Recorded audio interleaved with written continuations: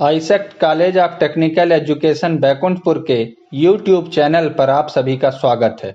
हमारे latest videos को देखने के लिए चैनल को सब्सक्राइब करें और बेल आइकन जरूर दबाएं। Good morning students, welcome to the tele class. I hope you all are good and keep watching our videos. तो आज की क्लास में हम जानेंगे अबाउट ऑप्शनल वाउचर के बारे में। ऑप्शनल वाउचर का आज का वीडियो जो है वो है पार्ट 2। प्रीवियस हमने काफ़ी सारे अलग अलग ऑप्शनल वाउचर के बारे में जाना था, तो आज हम कुछ और अलग टॉपिक्स पे डिस्कशन करेंगे। उसके बाद हम नेक्स्ट वीडियो पे सभी प्रकार के प्रैक्टिकल्स को अटेंड करेंगे। तो चलिए स्टार्ट करते हैं। Scenario management.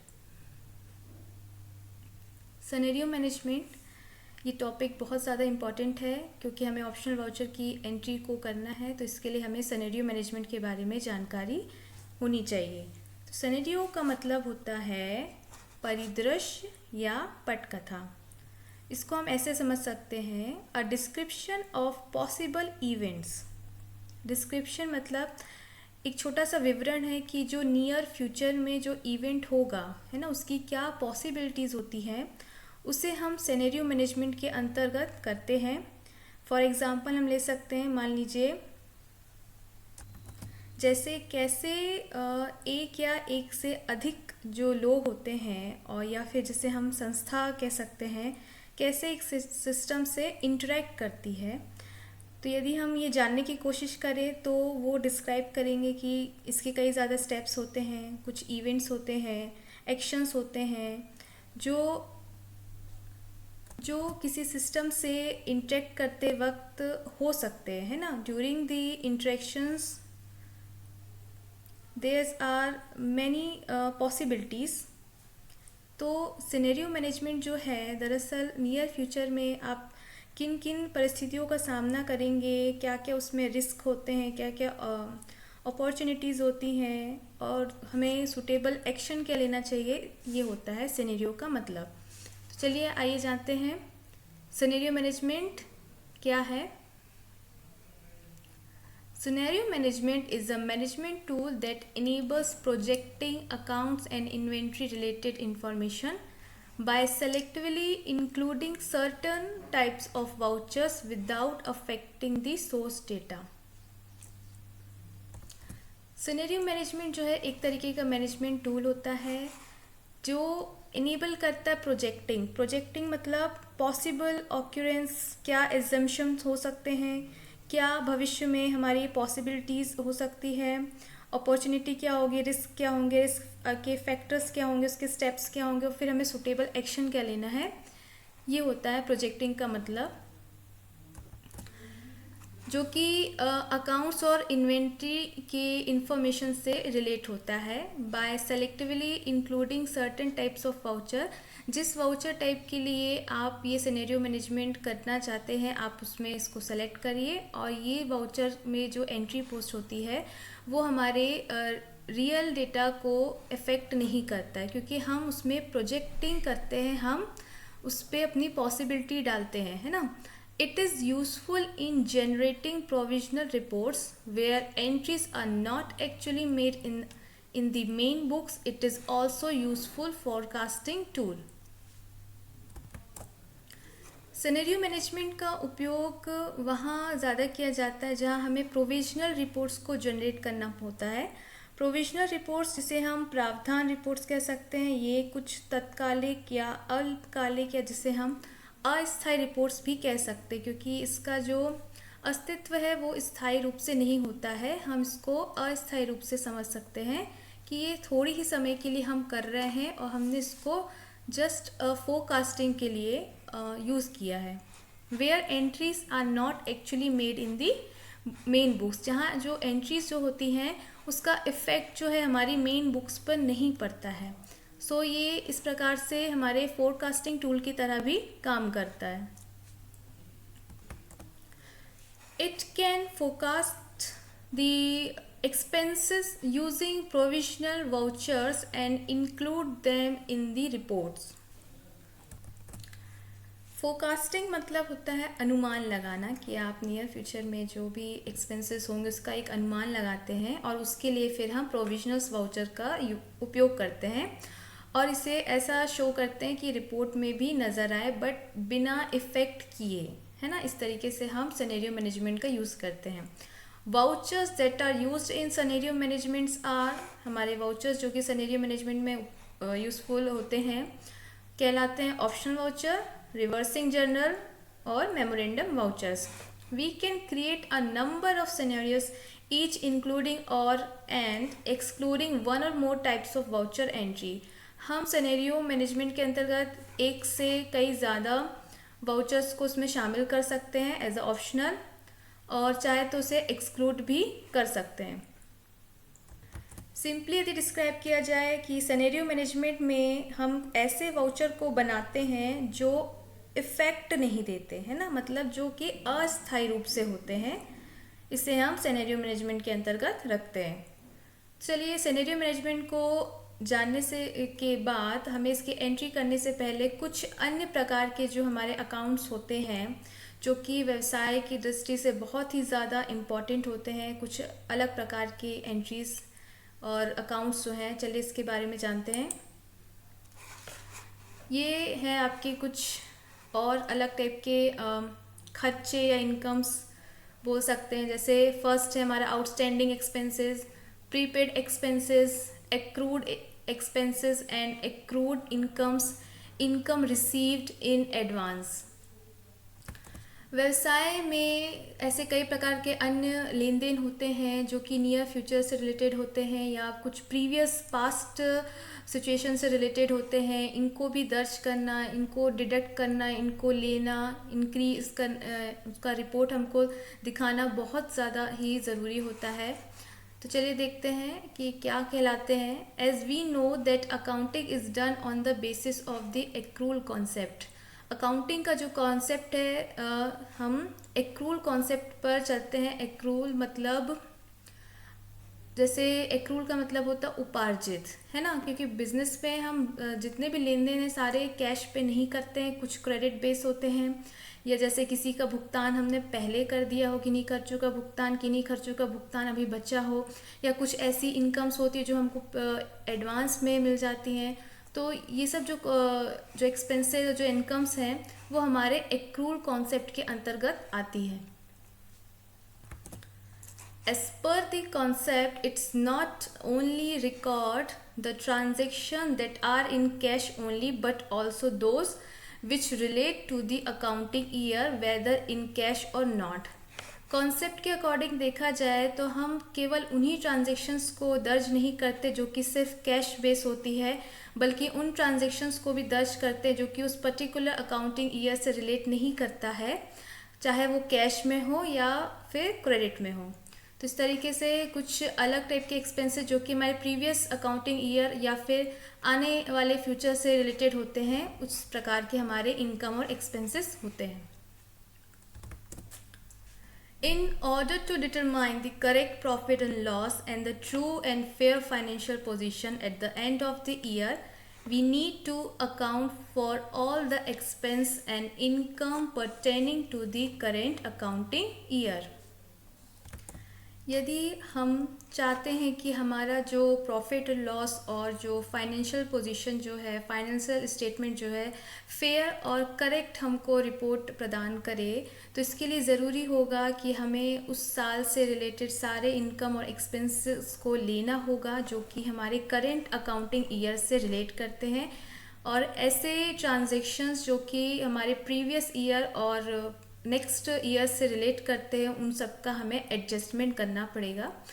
तो चलिए जानते हैं एक एक करके हम इन सभी इनकम और एक्सपेंस के बारे में जो कि हमारे कुछ प्रीवियस ईयर से और आने वाले साल से संबंधित होते हैं, अकाउंटिंग ईयर से संबंधित होते हैं, क्योंकि इसे हमें करेंट ईयर से माइनस करना होता है या उसको ऐड करना होता है, ऐसा कुछ हमें एडजस्टमेंट करना होता है। तो चलिए देखते हैं। फर्स्ट है आउटस्टैंडिंग एक्सपेंसेस, जिसे हिंदी में हम अदत्त व्यय कहते हैं। नाम से ही पता चल रहा होगा कि ऐसे एक्सपेंसेस जिसका अभी हमने भुगतान नहीं किया गया है। Outstanding expenses are those expenses which are due in the current accounting period but are left unpaid. Which are due in the current accounting period, जो चालू हमारा फाइनेंशियल ईयर है उस पर ये ड्यू है और अभी तक अनपेड है. These expense is shown as liabilities in the balance sheet under the current liabilities. ये हमें कहाँ डिस्प्ले होता है? ये हमें बैलेंस शीट के लाइबिलिटी साइड पे करेंट लाइबिलिटीज के अंतर्गत नज़र आता है. चलिए देखते हैं इसे कैसे, इसका ट्रीटमेंट कैसे लिया जाता है. मान लीजिए यदि यहाँ पे मैं एग्जांपल लेते हैं कि रेंट इज़ आउटस्टैंडिंग, तो यहाँ पे हम एक्सपेंस का नाम लिखेंगे. This is a expense account, debit और टू आउटस्टैंडिंग एक्सपेंसेस. इसके बारे में हम प्रैक्टिकल्स अलग से करेंगे, वहाँ पे मैं आपको न्यूमेरिकल्स बताऊंगी. तो इसकी एंट्री होगी कि एक्सपेंस अकाउंट डेबिट होगा और टू आउटस्टैंडिंग एक्सपेंस अकाउंट से. Debit, the increase in expenses, debit किस लिए होगा? क्योंकि ये एक्सपेंस को इंक्रीज कर देगा, क्योंकि ऐसे एक्सपेंस जो है अभी अनपेड है, ड्यू है. और credit the increase in liability, और जाहिर सी बात है कि ये हमारी लाइबिलिटी को भी इंक्रीज कर देगा. फाइनेंशियल स्टेटमेंट में इसका क्या ट्रीटमेंट लिया जाता है? प्रॉफिट एंड लॉस अकाउंट में ये हमारा क्या होगा, जिस संबंधित खर्च से जुड़ा होगा, मान लीजिए रेंट से जुड़ा हुआ है तो रेंट से ये क्या हो जाएगा, ऐड हो जाएगा, है ना, add to the respective expense account. और बैलेंस शीट में ये हमें करेंट लाइबिलिटी के अंतर्गत नजर आएगा.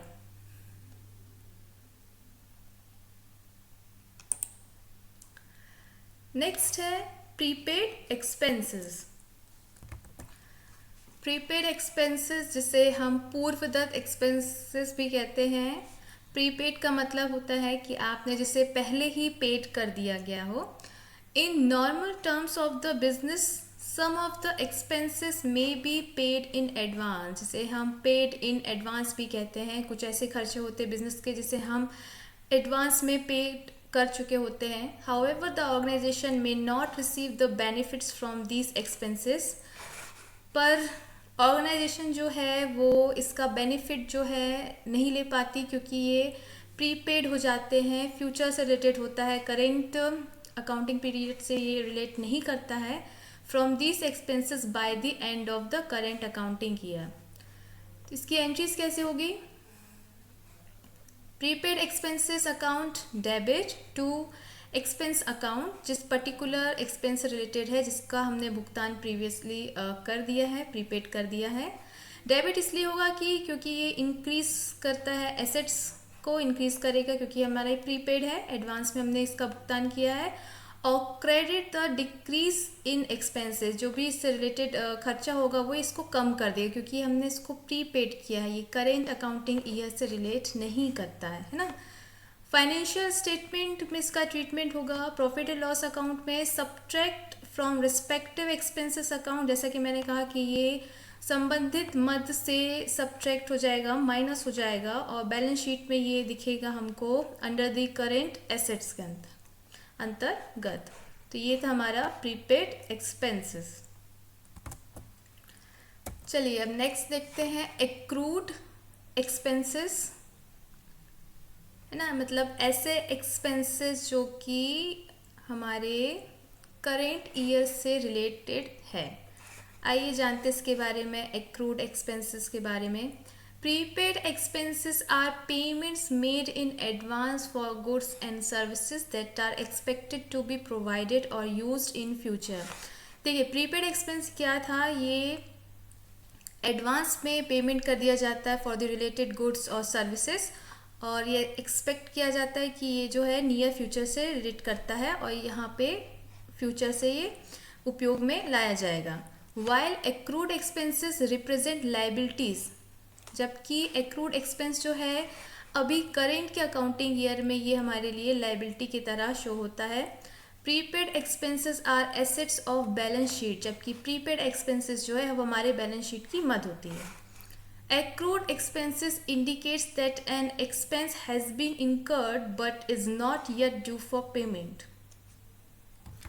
Accrued expenses ये हमें क्या इंडिकेट करता है कि जो एक्सपेंस है वो हो गया है, मतलब उसके लिए हमने अभी जो है एक्सपेंस जो हमने कर दिया है बट अभी तक वो पेमेंट नहीं हुआ है, but is not yet due for payment. एक्रूट का मतलब ही होता है उपार्जित। तो ये खर्चे जो ऐसे हैं जो अभी वर्तमान में पेड नहीं किए गए, मतलब खर्चे तो हो गए हैं, उसका उपज जो है वो हो गया है बट अभी तक हमने उसका भुगतान नहीं किया है। While an outstanding expenses indicate that an expense has been incurred and is past due for some payment, जबकि आउटस्टैंडिंग एक्सपेंसेस जो है वो हमारे पिछले अकाउंटिंग ईयर से चला आ रहा है वो और अभी तक ड्यू है, अभी तक उसका पेमेंट नहीं हुआ है। इसकी एंट्री क्या होगी एक्रूड एक्सपेंस की, तो ये हमारे पर्टिकुलर यहाँ पे expense account debit to accrued payable account credit. Debit the increases in expenses, क्योंकि एक्सपेंसेस हमें बढ़ जाएंगे इसलिए डेबिट होगा, और क्रेडिट में हमारा लाइबिलिटी भी इंक्रीज हो जाएगा। फाइनेंशियल स्टेटमेंट में इसका ट्रीटमेंट कैसा होगा, प्रॉफिट और लॉस अकाउंट में ये हमें डिस्प्ले होता है डेबिट साइड पे, और बैलेंस शीट में ये हमारी करेंट लाइबिलिटी में शो होता है। ठीक है, तो चलिए नेक्स्ट देखते हैं हमारा एक्रूड इनकम अपोजिट एक्सपेंस का उल्टा इनकम। इट में so happen that we may earn income during the current accounting year but not received in the same year। ऐसा संभव हो सकता है कि ऐसी इनकम जिसे हमें current accounting financial accounting year में हमें प्राप्त करना है पर वो अभी तक प्राप्त नहीं हो पाई है ना, but not receive in the same year. हो सकता है हमें अगले ईयर या उसके अगले ईयर में हमें वो प्राप्त हो। Such income is accrued income, इसे हम उपार्जित आय कहते हैं। एक्रूड इनकम कैसे हमारा इसमें डेबिट क्रेडिट होगा, एक्रूड इनकम अकाउंट डेबिट होगा टू इनकम अकाउंट, जिससे हमें इनकम प्राप्त हो रही है, यहाँ पे उसका अकाउंट नेम आ जाएगा। डेबिट इसलिए क्योंकि debit the increases in assets, ये हमारे एसेट्स में इंक्रीमेंट करता है, और इनकम में क्रेडिट क्या होगा, इनकम में ये इंक्रीज कर देता है। फाइनेंशियल स्टेटमेंट में इसका ट्रीटमेंट कैसा होगा, प्रॉफिट एंड लॉस अकाउंट में ये डिस्प्ले होगा हमें क्रेडिट साइड पर क्योंकि ये इनकम है, और बैलेंस शीट में ये हमें दिखाई देगा अंडर दी करेंट एसेट्स में। चलिए नेक्स्ट देखते हैं इनकम रिसीव्ड फ्रॉम एडवांस, या जिसे हम अर्न इनकम भी कहते हैं। ऐसी इनकम जिसे हमने एडवांस में प्राप्त कर ली है, और या फिर जिसे कह सकते हैं हमने जिसके लिए भी अर्निंग नहीं की है बट वो हमें पहले से ही एडवांस में प्राप्त हो गई है, जिसे हम अर्न इनकम या अनर्जित आय भी कहते हैं। In some cases it may receive some incomes in advance in spite of not rendering the services, जिसके लिए हमने अभी कोई सर्विसेज प्रदान नहीं की है बट उसके लिए हमें एडवांस प्राप्त हो गया है। Such incomes are incomes in advance. चलिए देख लेते हैं इसका एंट्री कैसे होगा। इनकम अकाउंट जो है वो डेबिट होगा to income received in advance account credit होगा। जो पर्टिकुलर हमारा मद होगा वो इनकम अकाउंट हमारा डेबिट हो जाएगा, जिसे हम क्रेडिट करेंगे इनकम रिसीव्ड इन एडवांस के नाम से। Debit the decreases in income, क्योंकि हमें एडवांस में प्राप्त होती है और इसके लिए हमने कोई सेवा नहीं दी होती, तो ये हमारा डिक्रीज कर देगा इनकम को, और the liability increase the liability, और ये लायबिलिटी को इंक्रीज कर देगा। प्रॉफिट एंड लॉस में कैसा होगा, subtract from respective income account, उस पर्टिकुलर इनकम अकाउंट से ये जो रिलेटेड है उससे ये माइनस हो जाएगा, और बैलेंस शीट में ये हमें करेंट लायबिलिटीज़ के अंतर्गत दिखाई देगी। सो स्टूडेंट्स, ये थे हमारे आज के topics. These topics are really important. I hope आपको आज का ये क्लास पसंद आया होगा। So thank you for watching.